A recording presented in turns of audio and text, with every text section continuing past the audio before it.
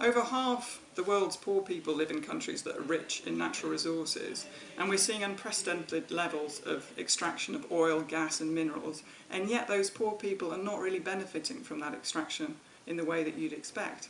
Now, why is that, and where is all that wealth going that's being generated? And there are issues there both in terms of the governments and how they use the revenues that they receive, but also the companies and whether they're actually paying a fair share for the wealth that's being generated. So what do you suggest doing about this? Well, one of the problems is that all of that is quite shrouded in secrecy at the moment. It's hard to really tell how much is being generated and where it's going. So to try and bring greater transparency, what we are suggesting is a new approach of country-by-country reporting by companies. So what would that mean?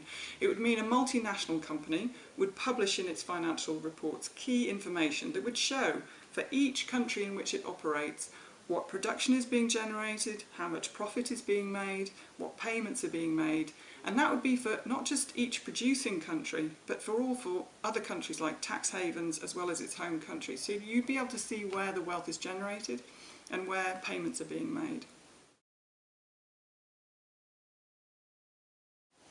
We're at a crucial stage in the development of this new proposal globally. The US has already passed progressive new legislation for country-by-country reporting, but we need to build on that momentum now.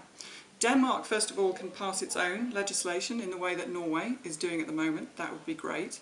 The other thing, though, is that the EU is right now in the middle of developing its own proposals for country-by-country reporting, and it's due to report its first proposals in June. So the timeframe is quite short.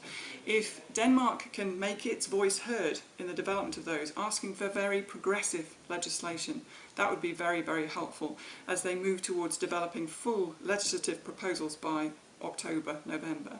And then, of course, Denmark assumes the presidency of the EU in January 2012, and that will be a crucial time for leadership and driving through the most progressive legislation that we can get on this issue.